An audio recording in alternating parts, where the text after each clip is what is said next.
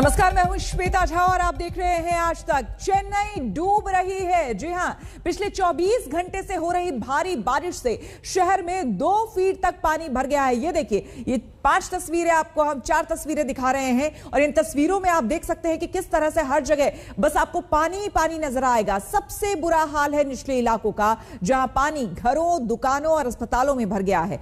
CM के घर में भी पानी घुस चुका है। जी हां, सीएम स्टालिन लगातार राहत और बचाव के काम का जायजा ले रहे हैं।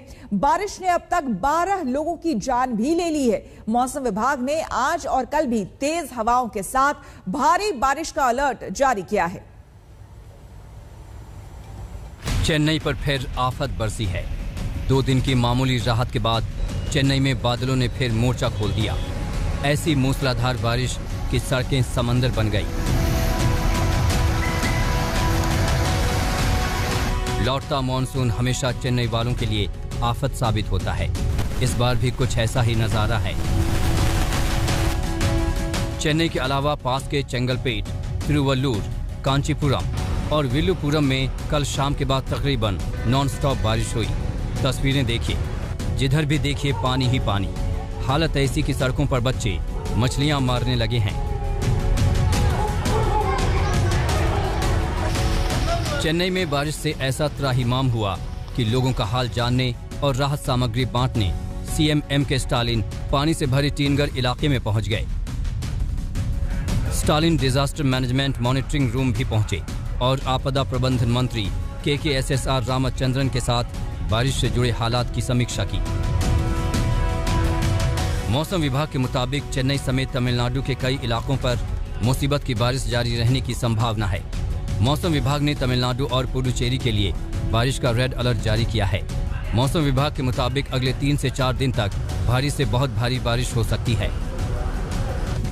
Chennai, Tiruvallur, Kallakurichi, Salem, Velur, Tirupattur, Ranipettai, Tiruvannamalai. Over these districts, 1 or 2 places, extremely heavy rainfall is expected to occur. Other places we have heavy to very heavy, and some places moderate rainfall is also expected to occur. जिन इलाकों में बारिश का अनुमान जताया गया है उनमें शामिल हैं तमिलनाडु के तिरुवल्लूर, कल्लाकुरिची, सलेम, वेल्लोर, तिरुवन्नामलाई, रानीपेट और तिरुपत्तूर जिले। इसके अलावा चेन्नई, कोयम्बटूर, चेंगलपट्टू, नमक्कल, तिरुचिरापल्ली और पुडुचेरी में भी भारी बारिश की संभावना है। इसके अलावा कल से 14 नवंबर तक तमिलनाडु, पुडुचेरी और कराईकल के कई इलाकों में आंधी के साथ बारिश का अनुमान है। बारिश और मौसम विभाग के अलर्ट को देखते हुए तमिलनाडु के आपदा मोचल बल सक्रिय हो गया है। एनडीआरएफ के लोगों को भी निचले इलाकों में मुस्तैद कर दिया गया है। एनडीआरएफ की 11 और तमिलनाडु डिजास्टर फोर्स की 7 टीमें तैनात की गई हैं। चेन्नई में लोगों की मदद के लिए 46 नौकाओं को भी काम पर लगाया गया है। राज्य सरकार के मुताबिक अब तक बारिश से जुड़ी घटनाओं में 12 लोगों की मौत हो चुकी है। अक्षया के साथ प्रमोद माधव, चेन्नई आज तक। और सीधे चेन्नई से जुड़ रही हैं हमारे संवाददाता अक्षय नाथ। अक्षय, सबसे पहले तो वहां की तस्वीरें दिखाएं और साथ ही साथ ये भी बताएं कि फिलहाल क्या स्थिति वहां पर है। श्वेता, हम अभी पल्लीकरनई बोल के एक जगह पे है जो है चेन्नई सिटी के आउटस्कर्ट्स में, और यहाँ पे सभी जगह पे पानी ही पानी देख रहे होगा आपको।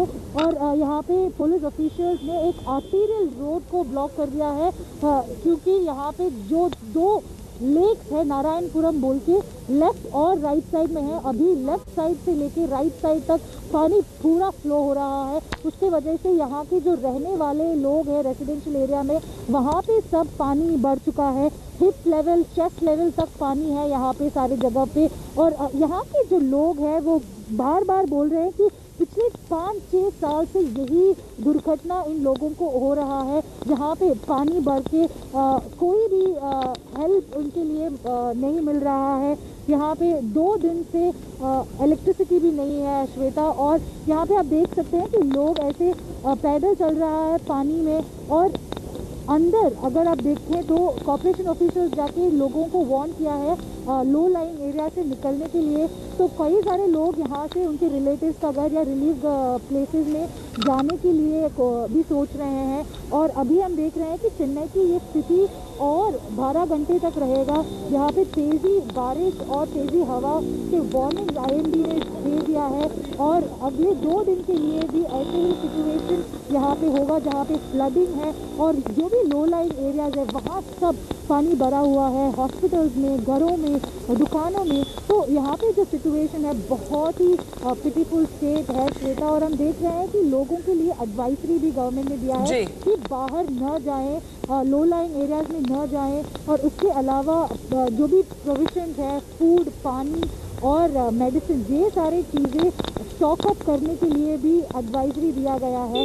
और अगर मुसीबत हो तो चेन्नई के रहने वालों के लिए 1913 है इमरजेंसी नंबर, उनको डायल करके जो भी आपकी तकलीफ है वो रजिस्टर करने के लिए भी कॉरपोरेशन ने कहा है। तो अभी हम देखने वाला है कि चेन्नई में क्या होगा और ऐसे मुसीबत से कैसे निकल आएगा। बिल्कुल, इस मुसीबत से कैसे निपटा जाए ये एक बड़ा सवाल है। अक्षय हमारे साथ बनी हुई हैं, लेकिन आपको एक बार फिर से हम चेन्नई की तस्वीरें दिखाते हैं और खास करके सीएम हाउस की आपको हम तस्वीरें दिखाते हैं। ये देखिए, ये वही इलाका है, आपको हम सीएम हाउस का इलाका दिखा रहे हैं। ये सड़क जो सीधे जा रही है ये सीएम हाउस की ओर जा रही है, जो कि लबालब पानी से भरा हुआ है। ऐसे में आपको बता दें यहाँ लोगों की मुसीबत जो है वो लगातार बढ़ी हुई है, क्योंकि बारिश जो है वो रुकने का नाम नहीं ले रही है। सीएम हाउस के बाहर देखिए सड़क जो है वाकई किसी नदी से या फिर समंदर से कम आपको यहां पर नजर नहीं आएगी। लगातार इसके पीछे जो वजह है, लगातार यहां पर बारिश हो रही है, पानी की निकासी को लेकर यहां पर परेशानी, और जिसकी वजह से पानी जो है वो सड़कों पर जमा हो गया है। तो सीएम हाउस के बाहर अगर इस तरह की तस्वीरें सामने आ रही है तो आप अंदाजा लगाइए कि बाकी चेन्नई के दूसरे हिस्सों में क्या हालत होगी। आपको बता दें कि अस्पतालों के वार्डों में पानी भरने से मरीज, डॉक्टर सभी को दिक्कतें हो रही है। हमारी संवाददाता दिखा रही हैं ताजा तस्वीर। तो अभी हम आपके लिए लेके आ रहे हैं वो एक हॉस्पिटल के अंदर से हैं, और आप यहाँ पे देख सकते हैं कि यहाँ पे पानी भरा हुआ है और यहाँ के जो लोग थे, जो पेशेंट्स थे, उन लोगों को अभी दूसरा हॉस्पिटल्स को ट्रांसफर कर दिया गया है। लगभग 100 से ज़्यादा पेशेंट्स यहाँ पे थे और उन सबको यहाँ से Rajiv Gandhi government hospital, Omandurar government hospital और आईओजी को लेके गया है। और हम यहाँ पे देख सकते हैं यहाँ पे जो भी इक्विपमेंट थे, जो भी टेबल्स, स्ट्रेचर्स, वो सब थे, वो सारे चीज़ें अभी पानी के अंदर है। और ये सिचुएशन लगभग कल सुबह से भी है, और हमारे लिए यहाँ पे जो ऑफिशियल्स आए थे इंस्पेक्शन के लिए, उन्होंने कहा है कि यहाँ पे 4 मोटर्स लगा के पानी को बाहर निकालने का सारी तैयारियां किया गया है। पर फिर भी यहाँ पे बारिश की वजह से हम देख रहे हैं कि पानी को बाहर निकालने में बहुत ही मुश्किलियत हो रही है। और अब हम देख सकते हैं कि जो सिचुएशन अभी हो रहा है ये तांबरम के एक गवर्नमेंट हॉस्पिटल के अंदर है। और एक बहुत ही बड़ी चिंता की बात यह है कि जब लोग बहुत ही सिकनेस में होते हैं तो वो लोग आते हैं हॉस्पिटल में। अगर हॉस्पिटल की ही हालत ऐसा है तो क्या करें, वो है सबसे बड़ा सवाल। कैमरा पर्सन डैनियल के साथ अक्षय नाथ, आज तक। तो आपने अस्पताल की हालत देखी, चलिए अब आपको हम सड़कों, गलियों में दुकानों और मकानों का क्या हाल है वो दिखाते हैं। रोड पे पानी है, दुकानें में पानी है, बहुत ही तकलीफ हो रहा है चेन्नई के निवासियों के लिए। और यहाँ पे ये भी बोल रहा है कि जो बारिश है आज बहुत ही तेजी तरीके से होने वाला है। तो अभी भी बारिश कम नहीं हुआ है और थोड़ा सा ब्रेक अभी मिला है यहाँ पे बारिश में। पर आज जब हम देखेंगे और बारिश होने की ज़्यादा पॉसिबिलिटीज़ बोल रहा है और साइक्लोनिक फॉर्मेशन जैसे भी होने वाले हैं। तो चेन्नई सिटी में अभी ऑलरेडी 15 सेंटीमीटर्स का रेनफॉल मिला हुआ है और रेनफॉल आने का प्रोबेबिलिटीज़ है। और यहाँ पे जो कॉर्पोरेशन ऑफिशियल्स है उन्होंने बोला है कि लगभग 507 मोटर पंप्स चेन्नई सिटी के कई सारे जगह पे डाला हुआ है और वहाँ से जहाँ पे भी लो लाइंग एरियाज है पानी को निकालने के लिए पूरी कोशिश भी हो रहा है। पर हम फिर भी देख रहे हैं कि कई सारे जगह पे लोकलाइज फ्लडिंग। और बीजेपी नेता गौरव भाटिया प्रेस कॉन्फ्रेंस कर रहे हैं, हम सीधे चलते हैं। यह सवाल आता है कि क्या ये लाइन सलमान खुर्शीद जी की है? क्या ये लाइन पी चिदम्बरम जी की है? क्या ये लाइन शशि थरूर जी की है? क्या ये लाइन और विचार मणिशंकर अय्यर के ही केवल हैं? ऐसा नहीं है। ये आज कांग्रेस पार्टी की विचारधारा है और ये बिल्कुल स्पष्ट कर देता है कि देश के जो बहुसंख्यक हैं,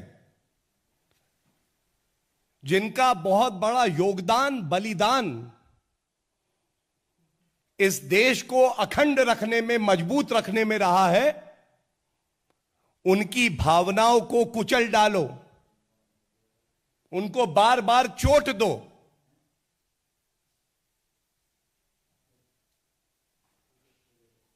ये सोनिया गांधी जी और राहुल गांधी के इशारे पे ही बार बार होता है।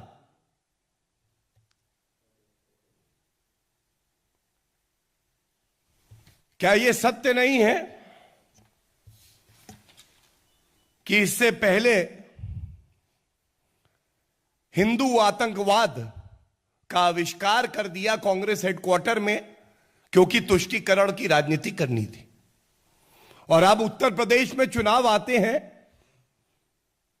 तो इच्छाधारी हिंदू राहुल गांधी और प्रियंका वाड्रा गांधी उत्तर दें, क्या उत्तर प्रदेश के हर शहर में जाके, हर गली में जाके यह कहने की हिम्मत उनकी होगी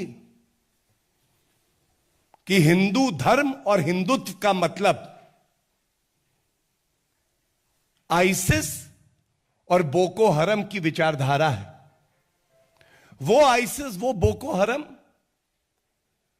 जिसको संयुक्त राष्ट्र ने आतंकवादी संगठन माना है, उससे आप तुलना कर रहे हैं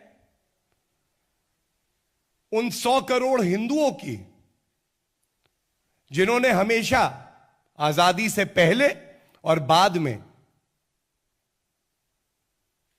पूर्ण तरह से सहिष्णु होने का प्रमाण दिया।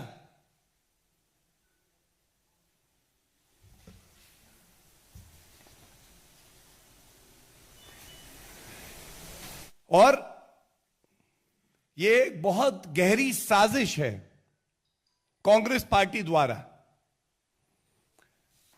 साजिश क्या है मैं आपको बता दूं। हम सब जानते हैं कांग्रेस पार्टी की सरकारें आजादी के बाद 55 साल देश में रही, केवल और केवल सांप्रदायिक राजनीति उन्होंने करी। कैसे समाज को बांटे, कैसे जहर फैलाए, कैसे हिंदू मुस्लिम की राजनीति करे। श्री नरेंद्र मोदी जी के नेतृत्व में यह देश आगे बढ़ रहा है। विपक्ष के दलों की भी मजबूरी बन गई है कि प्रगति की बात करें, विकास की बात करें। 5 विधानसभा के चुनाव जो अगले वर्ष हैं, ये जानते हैं कि कांग्रेस का सूपड़ा साफ होने वाला है। उनकी नफरत की राजनीति को जनता नकार रही है, तो ध्रुवीकरण कैसे कराएं, दंगे कैसे हों। और आज समय आ गया है, हिंदू समाज बहुत ही संवेदनशील है, सहिष्णु है, सबको साथ में लेके चलता है, लेकिन किसी भी राजनीतिक दल को यह हक नहीं है कि वो हिंदू समाज की भावनाओं को बार बार आहत करे, उनकी तुलना आतंकवादी संगठनों से करे। आज ये कहना आवश्यक हो गया है कि सोनिया गांधी जी अध्यक्षा है कांग्रेस की। अगर आप हिंदुओं का सम्मान करती हैं तो आपको बाहर निकल के अपनी चुप्पी तोड़नी होगी। सबको यह बताना होगा कि कांग्रेस पार्टी की विचारधारा यह है कि जो हिंदू वर्ग है वो कट्टरपंथी है, उसकी तुलना आईसिस और बोको हरम से होनी चाहिए। और अगर आप चुप रहती हैं, यह आपका अधिकार जरूर हो सकता है, लेकिन कोई शक नहीं रह जाएगा कि आज कांग्रेस पार्टी की विचारधारा ही यही है, हिंदुओं से नफरत करना। यह स्पष्ट हो जाएगा कि जिस तरह से आपने हिंदू आतंकवाद का आविष्कार किया था और पूर्व में गृह मंत्री सुशील कुमार शिंदे जी और पी चिदम्बरम ने खुद कहा था कि हिंदू आतंकवाद होता है, इशारा किधर था ये सब जानते हैं।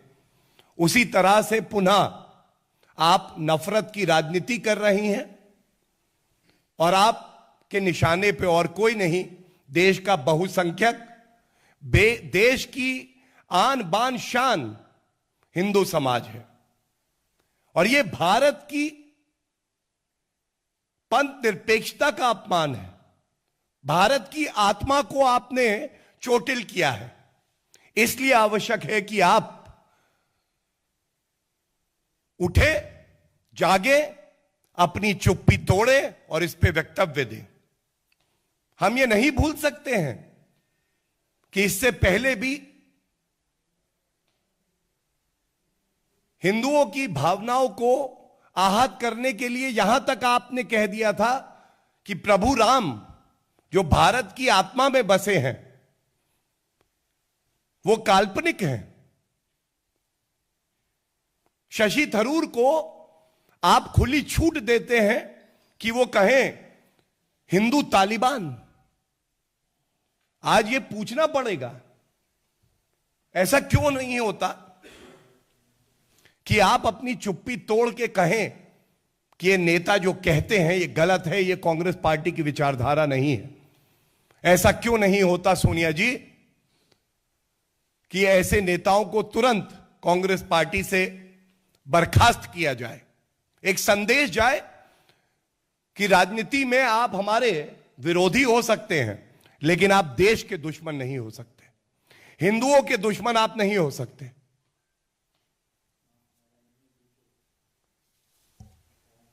कांग्रेस पार्टी एक मकड़ी की तरह हिंदुओं के खिलाफ नफरत का जाल बुन रही है। और मैं इतना ही कहूंगा, आज भी स्वामी विवेकानंद जी ने जो कहा था, वो जो हिंदुओं का मूल मंत्र है उसको चरितार्थ करता है। And I am quoting him, he said, I am a Hindu, I am proud to belong to a religion which has taught the world both tolerance and universal acceptance. ऐसे हिंदू धर्म को आप अपमानित करें, उसके खिलाफ गलत शब्द बोलें, यह कतई बर्दाश्त नहीं किया जाएगा।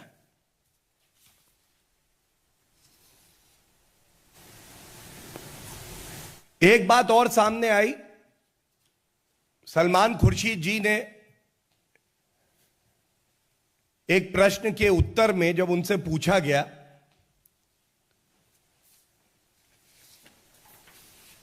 कि हिंदू तो वो है जिसको प्रताड़ित किया जाता है, विस्थापित किया जाता है कश्मीर से, लेकिन 3 दशक तक वो इंसाफ के लिए कानून का रास्ता लेता है और न्याय का इंतजार करता है, हिंसा नहीं करता है। तो उन्होंने जो जवाब दिया वो फिर से उस बात की पुष्टि करता है जो बात मैं आपके समक्ष रख रहा हूं। उनसे कहा गया कि ये जो हिंदू हैं कश्मीर से, हमारे कश्मीरी पंडित भाई, इनको वहां से निकाल दिया गया। तो उनका शब्दशः उत्तर था, हो गए तो हो गए, बाहर हो गए तो हो गए, हम क्या करें। याद करिए 1984 के दंगे हुए दुर्भाग्यपूर्ण, सैम पित्रोदा से पूछा गया, उन्होंने भी कहा था हुआ तो हुआ। अगर देश के बहुसंख्यक हिंदू समाज के जो लोग हैं, जो भारत में नागरिक हैं, जिनके अधिकार भी संविधान में बराबर हैं, उनको द्वितीय श्रेणी का नागरिक आप क्यों मानते हैं? उनकी भावनाओं को आहत क्यों करते हैं? तो कांग्रेस की विचारधारा हिंदुओं से नफरत करना है, ये कहा गौरव भाटिया ने। यहां पर हम रुकेंगे एक छोटे से ब्रेक के लिए। बने रहे हमारे साथ, देखते रहिए आज तक।